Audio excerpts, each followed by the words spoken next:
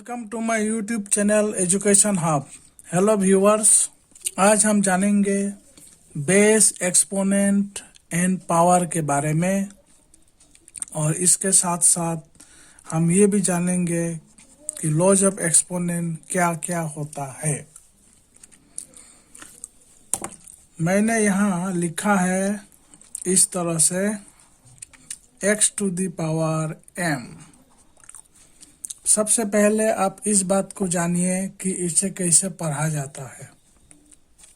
इसको अगर पढ़ना हो, रीड करना हो, तो इसे हम इस तरह से पढ़ेंगे, रीड एज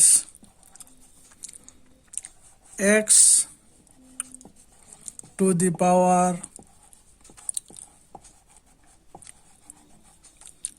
m, या इस तरह से भी पढ़ सकते हैं, x raised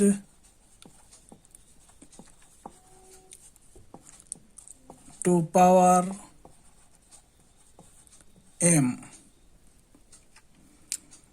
अब इसमें जो एक्सप्रेशन लिखा गया है x to the power m, जो ये नीचे वाला पार्ट है, इस पार्ट को कहते हैं बेस,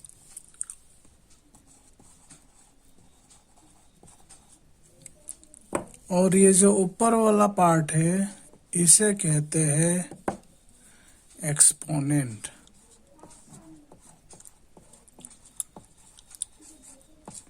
और ये जो एंटायर पार्ट है x to the power m, इसे कहते हैं पावर ऑफ x। तो इसमें आप लोग एक बात का ध्यान जरूर दीजिएगा कि कभी कभी जब पूछा जाता है कि इस एक्सप्रेशन का पावर क्या है, तो इसमें बहुत सारे केसेस में ये देखा गया है कि उसका आंसर दिया जाता है m। अगर ये पूछा जाए कि पावर क्या है और उसका अगर आंसर दिया जाए m, तो ये जो है सही नहीं होगा। m को एक्सपोनेंट कहेंगे, ना कि पावर। ये पूरा एक्सप्रेशन को बोला जाता है पावर ऑफ x। हम कह सकते हैं कि ये जो पावर ऑफ x है, ये इवेलुएटेड वैल्यू है। जो इवेलुएटेड वैल्यू है x to the power m, इसे कहते हैं पावर ऑफ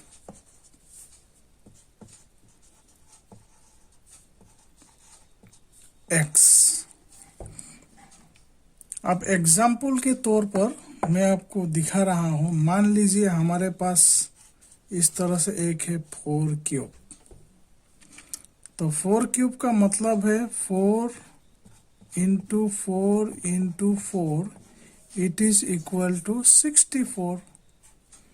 तो इसमें ये जो 4 है, दिस 4, ये 4 आपका हो गया बेस, और ये जो 3 है ये हो गया एक्सपोनेंट। लेकिन अगर पूछा जाए कि पावर क्या है, व्हाट इज पावर, तो पावर हो जाएगा power of 4, it is equal to 4 cube और द इवेलुएटेड वैल्यू 64। तो हमें इस बात का ध्यान रखना है कि बेस, एक्सपोनेंट और पावर में कौन सा बेस कहलाएगा, किसको एक्सपोनेंट कहलाएगा और किसे पावर कहलाएगा। आगे बढ़ते हैं, लॉज ऑफ एक्सपोनेंट। तो हमारे पास जो फर्स्ट लॉ ऑफ एक्सपोनेंट है वो कुछ इस तरह से है, x to the power m into x to the power n।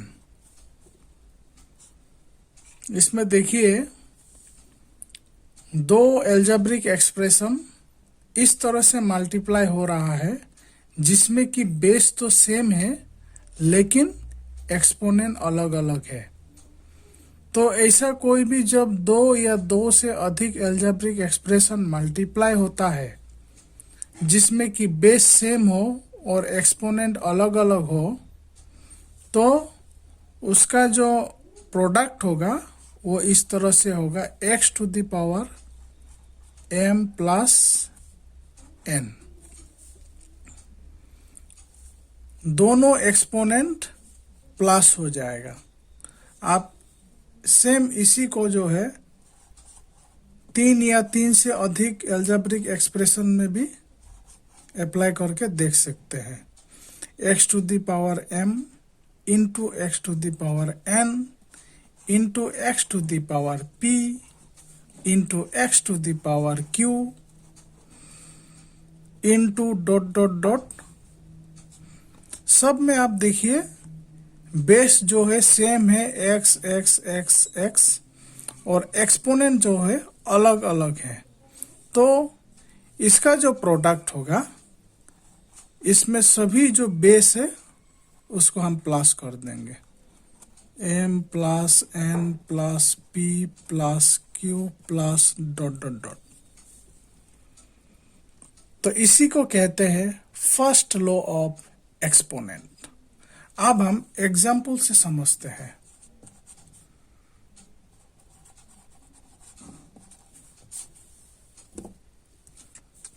से फॉर एग्जाम्पल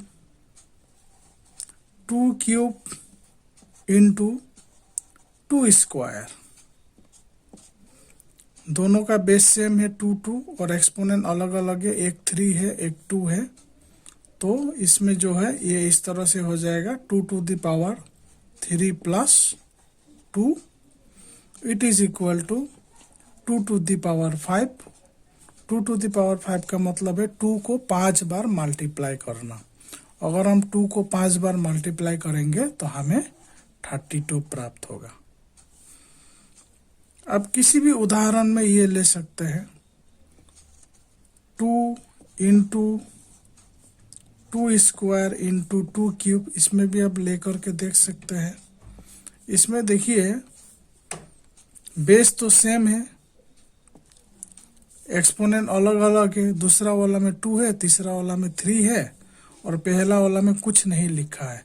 जब कुछ नहीं लिखा जाता है तो इसका मतलब होता है 1, एक्सपोनेंट 1 होना। 2 is equal to 2 to the power 1। तो इसीलिए इसमें हम जब इसको प्लस करेंगे 1 प्लस 2 प्लस 3, इस तरह से ये हो जाएगा 2 टू द पावर 6। जब हम 2 टू द पावर 6 का वैल्यू निकालेंगे तो इसका मतलब हुआ 2 को 6 बार मल्टीप्लाई करना। मल्टीप्लाइंग 2 6 टाइम्स, जिसका हमें वैल्यू प्राप्त होगा 64। तो इस तरह से जो है ये हुआ first law of exponent. Next है second law of exponent. Second law of exponent इस तरह से होता है x to the power m divided by x to the power n। अब इसमें देखिए दो एल्जेब्रिक एक्सप्रेशन को डिवाइड किया जा रहा है। इन दोनों एल्जेब्रिक एक्सप्रेशन में बेस तो सेम है लेकिन एक्सपोनेंट अलग अलग है। तो इस तरह की स्थिति में हमेशा जो है एक्सपोनेंट को माइनस किया जाता है इस तरह से m माइनस n। इसको आप और एक तरह से भी लिख सकते हैं x to the power m divided by x to the power n is equal to x to the power m minus n। चलिए एक एग्जाम्पल के माध्यम से समझते हैं। जैसे कि मान लीजिए 2 to the power 6 divided by 2 to the power 4। इसमें देखिए दोनों का बेस सेम है, एक्सपोनेंट अलग अलग है। इसको इस तरह से भी लिख सकते हैं 2 to the power 6 divided by 2 to the power 4। This one is numerator, this one is denominator, base same है, इसका मतलब है दिस इज डिवीजन। तो हम क्या करेंगे, इसमें एक्सपोनेंट को माइनस कर देंगे। पहले न्यूमरेटर में जो एक्सपोनेंट है उसको लिखेंगे और उसके बाद डिनोमिनेटर में जो एक्सपोनेंट है उसको लिखेंगे। तो इस तरह से ये हो गया 2 to the power 6 minus 4 it is 2 means 2 square means 2 into 2 और ये हो गया 4। Third law of exponent, x to the power minus m, ये एक एल्जेब्रिकल एक्सप्रेशन है।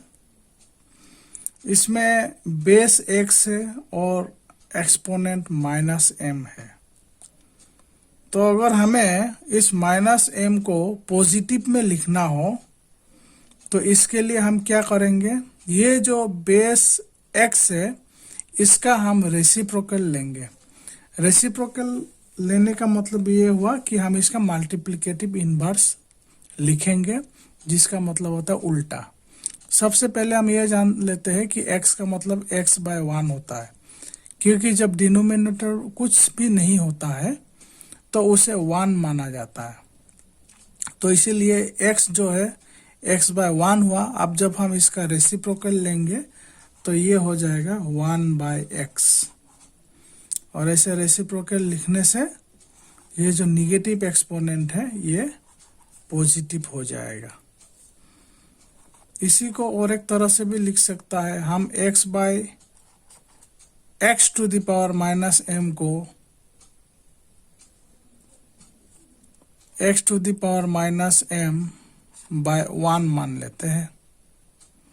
तो इस हिसाब से अगर अभी हम इसका निगेटिव एक्सपोनेंट को पॉजिटिव में लिखेंगे तो इस तरह से लिख सकते हैं x to the power minus m, इसका रेसिप्रोकल हो जाएगा 1 by x to the power m, इस तरह से। So this is third law of exponent. इसी को जो है थर्ड लॉ ऑफ एक्सपोनेंट बोला जाता है। इसको आप जो है और भी कोई तरह से लिख सकते हैं, p बाई क्यू मान लेते। चलिए अब यहाँ डिनोमिनेटर जो है 1 के बदले कुछ और क्वांटिटी है, से q। तो अगर p by q whole to the power minus m होता है तो बस वेरी सिंपल, इसका हम जो है रेसिप्रोकल ले लेंगे q by p, q by p whole to the power m। चलिए एग्जाम्पल से समझते हैं।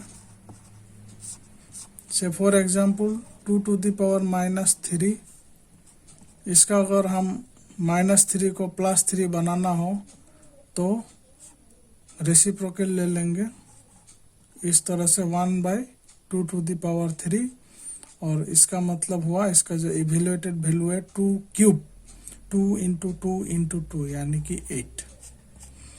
इसी तरह से 2 by 3 whole to the power minus 2, तो 2 बाई 3 का रेसिप्रोकल ले लीजिए 3 by 2, then this negative exponent become positive exponent. Now 3 square means 3 into 3 9, 2 square means 2 into 2 4। So using third law of exponent we can find out the evaluated value in this way. Fourth law of exponent, x to the power a into y to the power a। इसमें आप देखिए दोनों का base अलग अलग है लेकिन दोनों का एक्सपोनेंट सेम है। फर्स्ट लॉ का जस्ट ऑपोजिट। फर्स्ट लॉ में क्या था, दोनों का बेस सेम था और एक्सपोनेंट अलग अलग था, लेकिन इसमें क्या है, दोनों का बेस अलग अलग है लेकिन एक्सपोनेंट सेम है।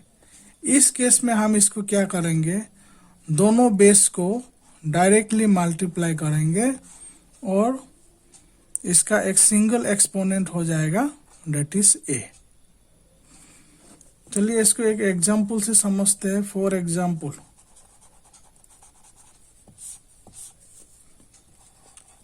2 स्क्वायर इंटू 3 स्क्वायर। अगर हम फोर्थ लॉ ऑफ एक्सपोनेंट का यहाँ इस्तेमाल करेंगे तो इसको हम लिखेंगे 2 इंटू 3। दोनों अलग अलग बेसिस को डायरेक्टली मल्टीप्लाई करेंगे और इसमें जो है सिंगल एक्सपोनेंट 2 को लेंगे। तो 2 इंटू 3 6 स्क्वायर हुआ और it is equal to 6 into 6 36। इसको जो है आप वेरीफाई कर सकते हैं कि ये सही है या गलत है। इसके लिए आप इसको डायरेक्टली मल्टीप्लाई कीजिए। 2 स्क्वायर का मतलब 4, 2 इंटू 2 4, और 3 स्क्वायर 3 इंटू 3 9, जो कि 36 होता है। सो दिस टू मैच्ड, यानी कि ये हम कह सकते हैं कि जब एल्जेब्रिक एक्सप्रेशन, दो एल्जेब्रिक एक्सप्रेशन का प्रोडक्ट हो तो उसमें अगर बेस अलग अलग हो लेकिन एक्सपोनेंट सेम हो तो दोनों बेस को डायरेक्टली मल्टीप्लाई करेंगे और फिर उसका जो एक्सपोनेंट है वो सिंगल एक्सपोनेंट के फॉर्म में लिखेंगे। So this is all about fourth law of exponent. Next है fifth law of exponent. x to the power m whole to the power n, single base double exponent. इस तरह का अगर कोई algebraic expression होता हो तो हमें जो है इन दोनों एक्सपोनेंट को डायरेक्टली मल्टीप्लाई कर देना, m into n, that is mn। mn का मतलब होता है m इंटू n। अब इसको एक एग्जाम्पल से समझते हैं।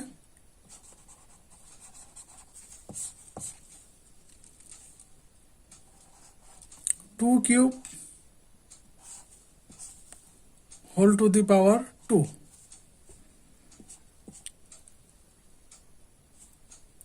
तो इसमें जो है single base double exponent 3 into 2, इसे हम लिख सकते हैं 2 to the power 3 into 2 6, and it is equal to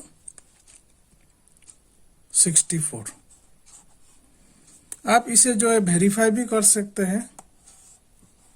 2 cube यानी कि 2 into 2 into 2 8, 8 square, and 8 square means 8 into 8, which is equal to 64.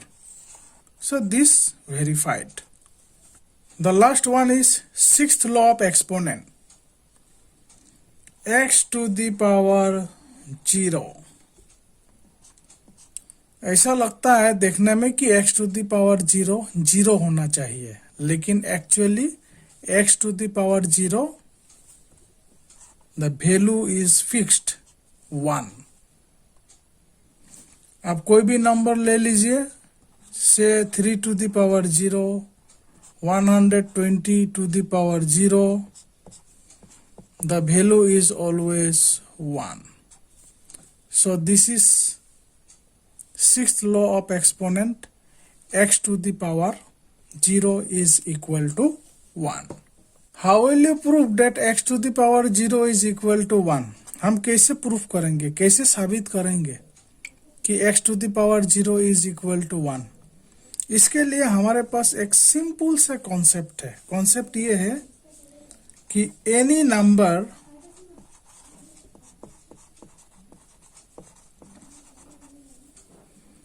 divided by itself is always 1। जब कोई number अपने आप से खुद डिवाइड किया जाता है तो उसका वैल्यू हमेशा 1 होता है। से फॉर एग्जांपल 3/3 और 3 डिवाइडेड बाय 3 आपको हमेशा 1 ही मिलेगा। 10/10 or 10 divided by 10, the value is always equal to 1. तो इसी कॉन्सेप्ट का यूज करते हुए हम ये लिख सकते हैं in general way x to the power m divided by x to the power m is equal to 1. Numerator and denominator are same, so value is 1. From this example also you can say, आप इस example से भी देख सकते हैं 3/3 numerator denominator same है, value is 1. 10/10 numerator denominator same है, the value is 1.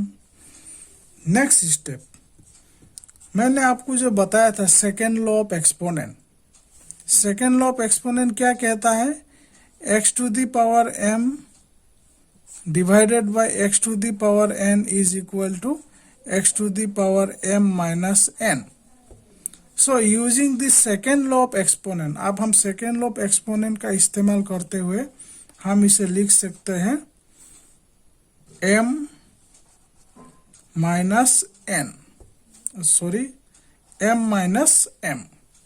In place of n it is m. So x to the power m minus m, it is equal to 1. And now m minus m, दो same number को minus करेंगे तो वो तो 0 ही होगा. जैसे 4 minus 4 is equal to 0, 12 minus 12 is equal to 0. The concept is very simple. तो हम लिख सकते हैं x to the power 0 is equal to 1. So हमने प्रूफ कर दिया है कि how x to the power 0 is equal to 1. Hence proved. Video को देखने के लिए बहुत बहुत धन्यवाद. मिलते हैं अगले वीडियो में एक नए टॉपिक के साथ.